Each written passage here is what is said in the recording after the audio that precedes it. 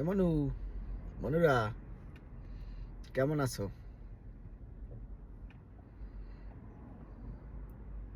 হাত ধুইয়া ভাত খাইছো না ভাত ধুইয়া হাত খাইছো? কোনটা? কি খবর? সোশ্যাল মিডিয়ায় মনের কথা শেয়ার করার মাধ্যম হিসেবে বিভিন্ন সময় বিভিন্ন কথা মাথায় আয়, বুঝছো? এখন সবসময় তো সময় পাই না। এই যে মাঝে মাঝে যখন ফাঁক ফোকর পাই একটু বুসকি মারি, ফুসকি,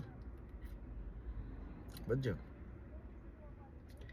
ও, একজন আমারে জিজ্ঞেস করে, এমনু হেইয়া তুমি খালি গাড়ির মধ্যে বইয়া ভিডিও করো কেন? আমি একজনের প্রশ্নের উত্তরটা অনেকের মনেই থাকতে পারে এরকমের প্রশ্ন, তো একসাথে বললে সবাই শুনে ফেললো, বুঝছো? এইটা হইলো যে গাড়িতে তো কথা কইলে ইকো হয় না, মানে ভয়েসটা লাউড অ্যান্ড ক্লিয়ার হয়। তোমাকে মনু একটু গরিব, তার এখনো একটা ওই যে কি বলে ওটাকে, মাইক, হ্যান্ড মাইক, মানে যেটা দিয়ে কথা বলে, এখানে একটু লাগায় না, হেইয়ার মতো, বুঝছো? হেই হেইয়া মোর নাই। হেইয়ার জন্য মুই আর কি গাড়ির মধ্যে বইয়া এই একটু খোশ গল্প করি। মোরে আবার কেউ সেলিব্রিটি মনে হইল না, মুই কিন্তু মোর মনের ভাব এই সবাই দেহি বলে। একসময় একদিন চিন্তা হরতাল ছিলাম যে হালায় দুনিয়ার থেকে তো একদিন সবাই চলে যেতে হইব, তাই মুই তো কিছু কন্ট্রিবিউট করে যাই দুনিয়ার, যে মুই যদি মরে যাই তাহলে মানুষজন হয়তো মোর ভিডিও দেখা কেউ হাসবে, কেউ হয়তো স্মরণ করবে, বুঝো নাই? এই আর কি। মুই একটা জিনিস বিলিভ করি যে পৃথিবীতে প্রত্যেকটা মানুষের কোনো না কোনো গুণ থাকে। মুই মানুষে কখনো ছোট করে দেখি না, গরিব হোক ধনী হোক, সুঠাম দেহের অধিকারী হোক, দেখতে সুন্দর নায়ক হোক আর দেখতে অসুন্দরী হোক, মোর কাছে কাউরেই খারাপ লাগে না। একটা সন্ত্রাসী, নষ্ট বা একটা পচা লোকেরও আল্লাহ কোনো না কোনো গুণ দিয়া দুনিয়ায় পাঠায়, বুঝছো? তো আসল কথাটা হইলো, মোর কাছে মনে হয় সব মানুষেরই অনেক কিছুর চাইতে একটা জিনিস খুব থাকা দরকার, সেটা হচ্ছে ব্যক্তিত্ব। ওহো, মুই কিন্তু আবার কথা কিন্তু বুঝছো মনু, স্ক্রিপ্ট বানাইয়া কই না, মোর মাথায় যায় হেইয়া মুই সোশ্যাল মিডিয়ায় কই। তোমরা আবার এলোমেলো হইলে মনে কিছু হইল না, বুঝছো? সেটা হইলো যে এই যে দেখো, মোর মাথায় হঠাৎ করে একটা বিষয়ে কাজ করতেছিল যে মাঝে মাঝে খুব সোশ্যাল মিডিয়ায় দেখতাম যে মগো আপায়, পৃথিবীর মগো আপা, যে ওই যে হারানো আপা যাকে খুঁজে পাওয়া যাচ্ছে না, ইন্ডিয়াতে পালাই গেছে, বুঝছো? মগো আপায় নাকি পৃথিবীর 100তম ক্ষমতাসীন নারীর ভিতরে একজন আছিল। এখন দেখো তার অবস্থাটা কি হয়েছে।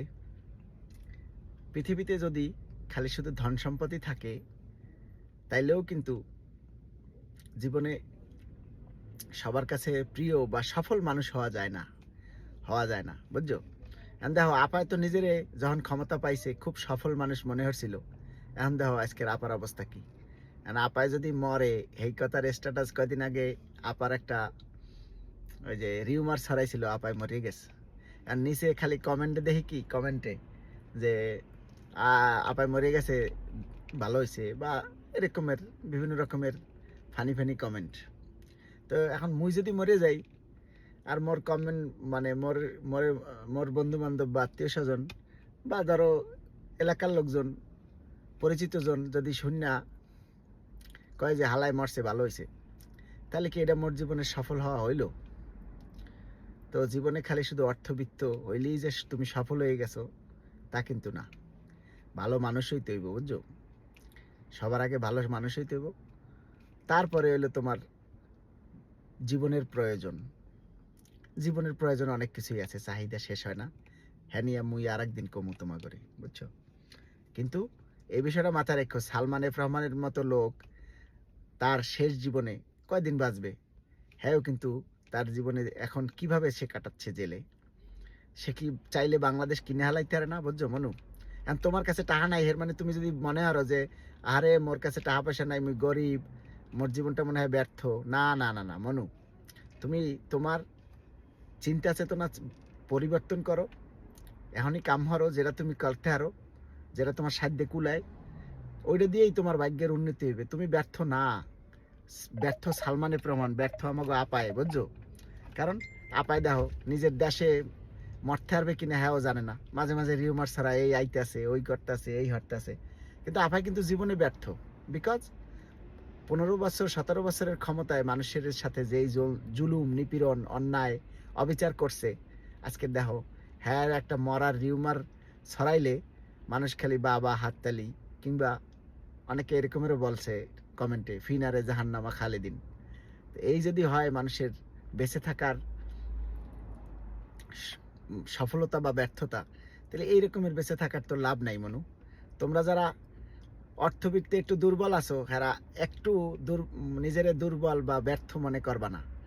তোমরা আপারে দেখো, তোমরা সালমান এফ রহমানের মতো লোকরে দেখো, হ্যাঁ তো চাইলে বাংলাদেশ কিনে লাইতে পারে, কিন্তু হ্যাঁ কিন্তু জেল খাটে তার কৃতকর্মের জন্য। তো এটা ছোটোখাটো উদাহরণ, হাজারটা উদাহরণ আমাদের প্রত্যেকের কাছাকাছি চারপাশে থাকে। একটু নিজেরা একটু খালি শুধু গ্রিডি বানায়ও না যে আমার এইটা থাকতে হইব, এটা থাকতে হইব। যেখানে যেটা আছে এটার দিয়ে চেষ্টা করো না মনু, তাহলে তো হয়ে যাব। তুই খালি ধান্দা করো, যদি তোরে কে দিয়ে দেবে তুই কাটটা ঠকাইয়া খাবি, তাহলে কি তোর জীবনের চেঞ্জ আইব? ছোটবেলায় কিছু বন্ধু বান্ধবরে দেখতাম, বাপ মায়ে অনেক টাকা পয়সা দিত, কিন্তু আর পড়াশোনা হইলো না, ও ব্যবসায়ীও হইলো না, ও জীবনের গুরুত্বও বুঝলো না, পরে হইলো নেশাখর। সো আসলে সফলতা মানে অর্থবিত্ত না বোনো। একটু কাম কাজ করার চেষ্টা করো, একটু নিজেরে চেঞ্জ করো, একটু ধান্দা করো যে কীভাবে নিজেরে ভালো রাখা যায়, কিভাবে পৃথিবীতে নিজের কন্ট্রিবিউশনটা দিয়ে যাওয়া যায়, বুঝছো? এই কন্ট্রিবিউশনের কথা মনে আসা, এই কথাটা অবশ্যই শেষ করবো যে আমার কন্ট্রিবিউশন, আমি তো কিছু দিয়ে যাইতে পারলাম না, তাই কটা ভিডিও দিয়ে যাইতেছি, ঠিক আছে? চেষ্টা করি, মনের ইচ্ছা আছে পৃথিবীরে কিছু দিয়ে যাওয়ার, জানি না আল্লাহ যদি সফল করে। ধন্যবাদ সবাই রে, বুঝছো? ভালো থাকিস মনুরা, গেদুরা, আল্লাহ হাফেজ।